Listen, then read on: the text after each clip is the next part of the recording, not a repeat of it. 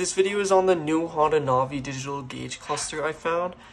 It's the same price as the old dash I made a video on a while ago. It's also from the same seller as before. This one does have a lot more features, and the type of display is also different from the old LCD one on the other one I previously made a video on. It uses the same display as the super common tachometers that people install on the Navis, the Ruckuses, and most other scooters. This also does require you to install a magnetic speed sensor. It plugs in to the new harness that it has on this connector. So you need to make a mount for that and somehow mount a magnet on the front wheel, which I will figure out eventually. And it does seem to have a bunch more features than the old one. It has a multicolored backlit display that you can change with a little button that's just under the key slot right here. It has a built-in tachometer from what I can see from pictures and the wiring. And it also apparently has a built-in clock. There could be more things, but as of right now, that's all I know of feature-wise, but that's still more than the old one. So yeah. So this dash does use the same exact plug as the original Honda Navi dash, so you don't have to steal your connector from the old dash on your original gauge cluster. But the wiring itself is not set up properly, so I did test this off camera, and when you do plug it in, all it does is it shows a little check engine light down here.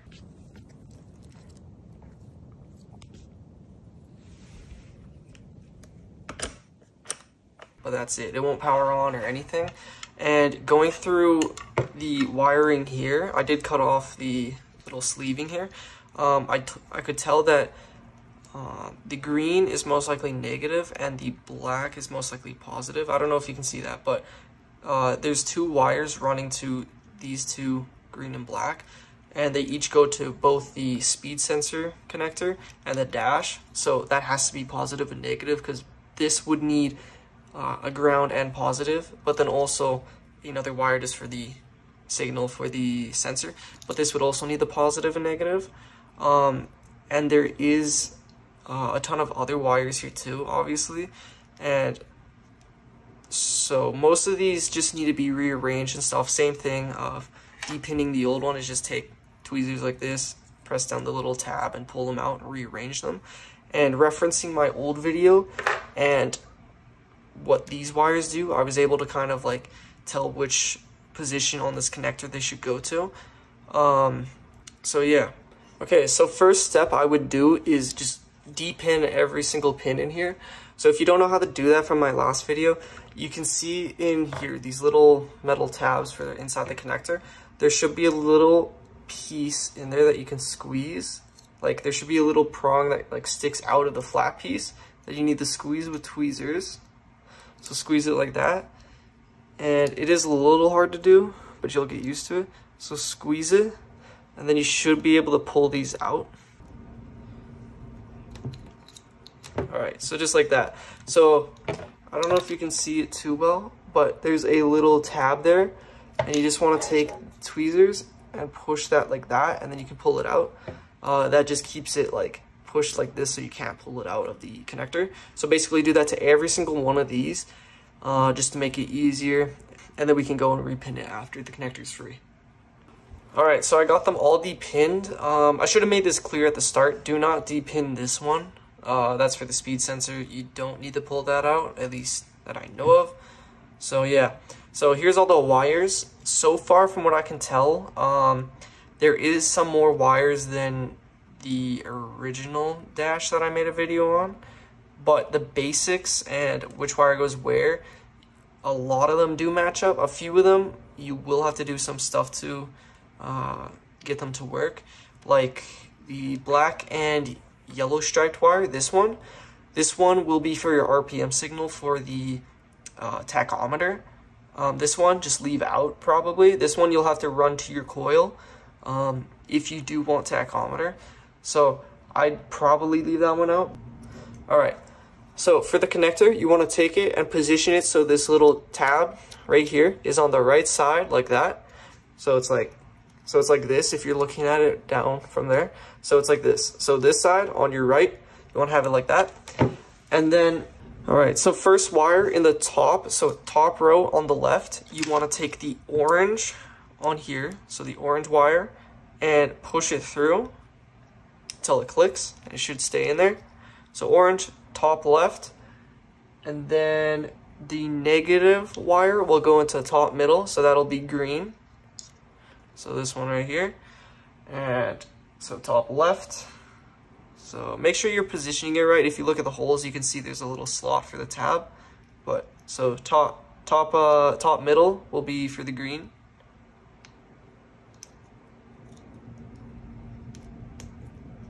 All right, there we go. And then top right will be the light blue. So this one over here. So light blue is going to be in the top right. All right, there we go. So now we have the top row done. All of those are in solidly. So bottom row, the bottom left will be black. So black wire in the bottom left, like that. And then the bottom middle should be the purple, wherever that is. All right. So that's 5 wires so far. So that leaves us with 4 wires. And the only one we're missing from the 6 original wires I did in the first dash video would be fuel level. And so far from what I can tell is the solid yellow wire should be fuel level, because the dark blue should just be high beam. So this one we might have to cut and add a connector to. And then, so blue will be high beams. We might have to take this connector and put it on there because it uses a different connector not on this plug. This one we'll probably cut the connector off as well and run a wire and extend it to the coil itself. This one is the neutral lights. So this one would also need a connector like this, but I don't see the point in a neutral light, so you can also leave that out. This one is apparently a positive for the clock that's built in, so you run this to your battery. So just for testing sakes, I'll put the yellow in for the fuel level because that's most likely it. So for the fuel level, it should be in the middle on the right. So all the way on the right in the middle. So far, the basic wiring should look like this. So with that little tab on the right, you'll have these as your wiring. So top left is going to be orange, top middle is going to be green, top right will be light blue, and then middle row should just have the yellow wire all the way on the right, and then bottom row should just have black on the left, on the bottom left, and then the purple on the bottom middle. So yeah, now I'll go test this and see if it powers on. Alright, so I'm in my garage now, and I have the dash mostly rewired other than the 3 to 4 wires I left out in the video. So my Navi is already disassembled temporarily because I was doing signal lights. And I'll go ahead and unplug my original dash. So that's the old one that I made a video on. And the connector is this black one here. So push this tab down, just pull it out. Alright, so I got it unplugged. You can see there's only 6 wires in there. Those are the 6 wires we pushed into this connector. So these should just be the basic ones to make this one work. So I'll bring it over and try and plug it in and test it. So should just plug in there like that. Alright. As you can see, there we go. So now it actually powers on and everything. Yeah, it does look like it has a tachometer. So if you see there, the RPM times 100 or 1000, that should be this outer ring over here. Kilometers is in the middle. Clock is at the top. Mileage is here. And okay, yeah, we got fuel level right. So that yellow wire was fuel level. And we got the battery voltage here too. So that's perfect. Not too sure why we have an ABS light when ABS doesn't exist on this bike, but yeah, so here's that button. I think hold it.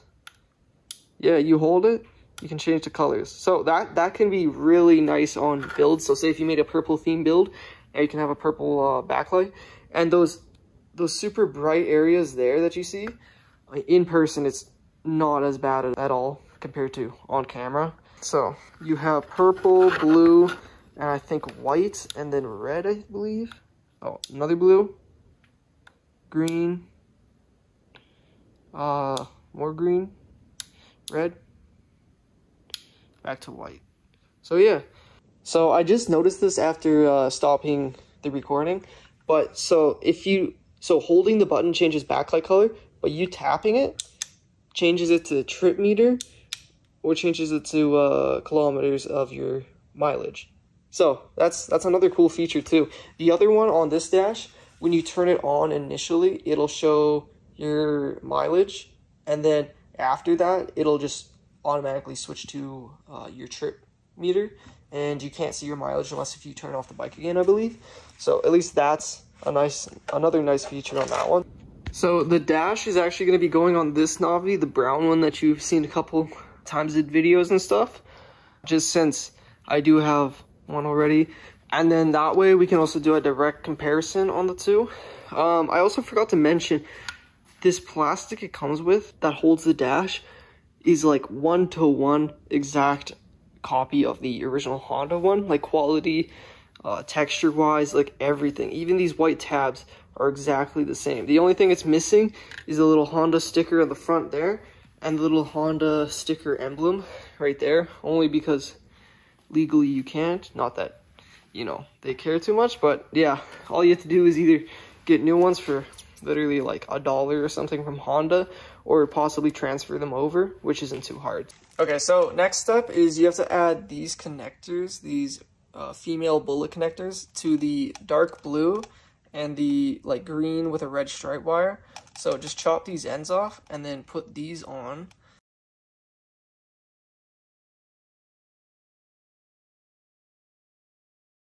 The dark blue should be for the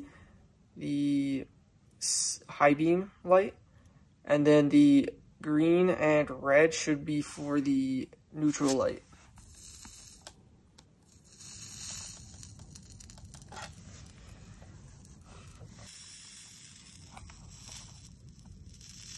Just push it on the floor. So, you will have to take out your original ignition for the key, and all you have to do is, there's these little tabs on the side, and you push these in, and you should be able to pop it out, and then you can just transfer this over to the new dash over there.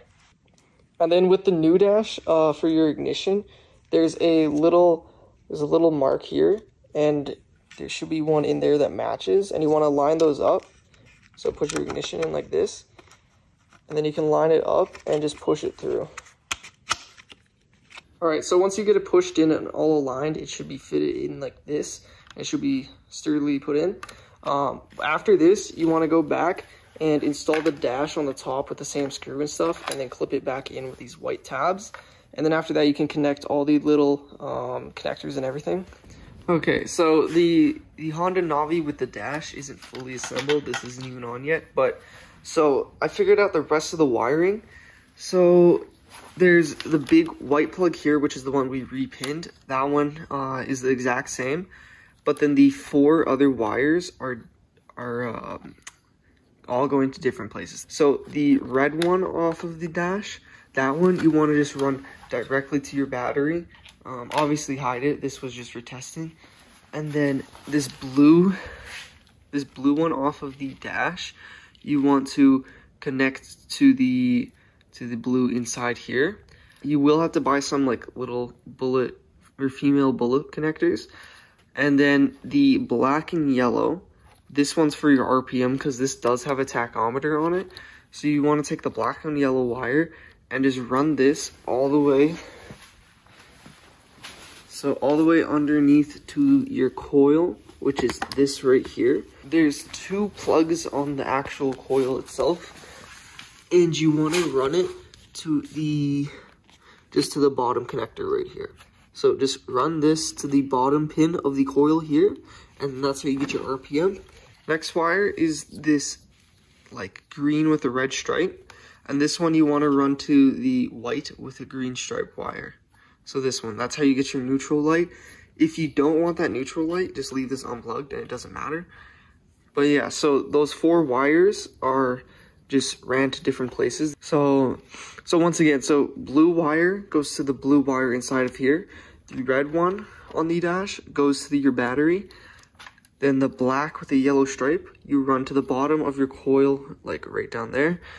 And then the green with the red stripe, you run to the white with the green stripe in here. So yeah, that's all the wiring so far. And as you can see, it does change color, everything does work. I'm not going to start it right now, but like fuel gauge is working, battery voltage is working.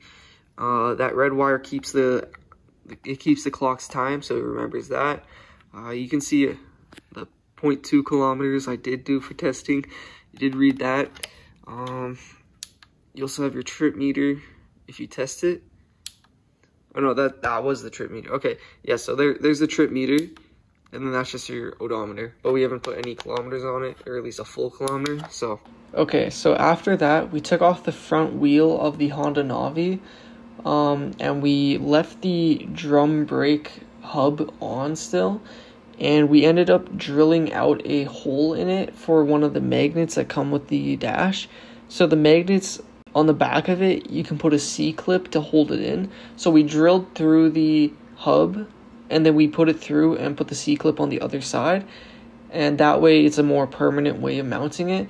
The other option is you could either epoxy or glue or somehow put a magnet on the outside of the hub without drilling, but this way you know it for sure won't come off, and it's a more permanent way of mounting it.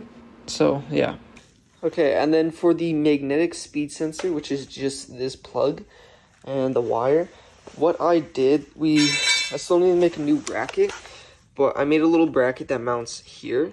And this is the sensor itself, just this long rod thing. So in the front wheel, like the drum brake hub, whatever this is called, I don't remember the proper term, but we drilled a little hole for a magnet that comes with this for the sensor. This is how you get your speed. So you drill a hole, and then you can put this through, and on the back side, there's a C-clip you can push through to keep this on. And you do get a couple magnets, so if you don't want to drill, what you could do, if you really wanted to, you could try epoxying just a normal magnets, just one of these, just wherever you're going to line up your sensor. So you could try just epoxy it there and see if that works. I have seen a few people do that, but a more permanent way is just drilled like this. And you do get a couple more magnets, so this is the magnet. You do get extras, so this is just one of the spare ones. So that's what it looks like installed, and here's the outside of it. So you can see how long that is, and there's this little slot on the back for a C-clip, and all this does is obviously you just put this on there, and it's strong enough that you can even push the C-clip on with your hands, so I don't think it'll come off at all, so I think it'll be good. But now I just need to clean up all the wiring and stuff, make it look tidy, and then also probably remake this bracket, because it's mounted from the back side with the bolts. Okay, so I just finished tidying up most of the wires. You can see not like the red one's not across the whole top, and the yellow one's not like hanging down either. So the yellow one I ran through from up there through inside of there, and then just down to the coil over there. And then the red one is kind of similar. It came from up here, then right down there, you can kind of see it there, and then through here. It's just this one. It goes to the positive, and that's it. But yeah, so everything works once again. So color changing, everything works. The button still works, everything. And headlights fine. And the fitment for this is like probably even better than my original. My original one, when I got my Navi, had a gap here, and I couldn't even see if there was a part number on this. So I don't even think this is originally a Honda part, but it's like a one-to-one quality, texture and fitment wise, ignoring this section because it's not to the part or from the part that's from it being cracked and everything like that. But yeah, so everything's mounted properly. This side for the sensor, I just ran it behind this cover up here, then behind here to keep it out of the way, and it's zip tied inside of here just to keep it tight, and it's still in the same spot like that. So in general, the install on this is pretty clean for how much like more work there is for compared to that dash. That one was just rewire and that's it. This one was obviously the sensor, positive there, ignition coil, and then doing some of the adding different connectors to some of the wires in there. But it does have more features, so it's kind of expected. But in general, this one did turn out like really good, and it still has that film on it, which is all this stuff. But yeah. Okay, so for the final part of the video, I was thinking of doing a comparison between the two. So my bike, the red one, has the original digital dash, so the same one I showed in the first video. Now it has the clear lens instead of the tinted one, which I have over here. You can see how dark that is. You can barely even see the original dash that's behind that. And then compare it between the new one. So first I'll pull off the film. So far, personally, I think this one looks the best visually compared to this one. Here, I'll turn this to a white light. Yeah. So they both look better than the original one, but I still prefer this one. But the main advantage that one has over this one is visibility. So I'm doing the very standard random flashlight in the garage test. So like you can see, this one easily washes out all the lights and stuff. It's not the best on camera, but in sun, that one, it's easier to see now that it's a clear lens, but still not perfect. But then this one over here,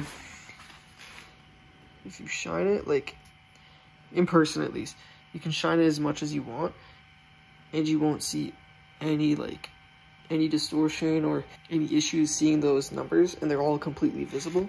Like I used this flashlight yesterday, and it got so bright you couldn't even tell what color it was, but you could still read this.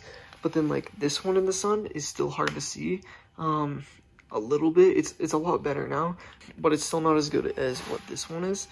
And for installation wise, this one is easier because it's just a simple repin of that one connector and that's it. This one is a lot harder to do, but it's not hard, I would say.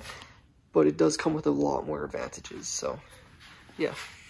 Okay, now I'll show some close-ups of each dash. So here's the first one, and here's the second one. So really it comes down to personal choice and what you think looks the best, and if you care about the features. So the first one visually, in my opinion, looks best, but the trade-off for the second one is you gain a lot more visibility in the daytime and in direct sunlight, and you gain a lot more features, but there is more work to installing it. So if you just want a simple, or at least more simple install and care about the look slightly more, I'd say first dash is a better choice. But if you plan on doing like a tachometer in the future, you care about the color, the backlight and stuff, and the visibility, I'd say the second one is better, and also the added bonus of the magnetic speed sensor possibly being more accurate than the original speed cable in these Honda Navis. So say if you change your tires or change the rims, your speed will not be changed by those tire sizes, or at least I believe it won't be.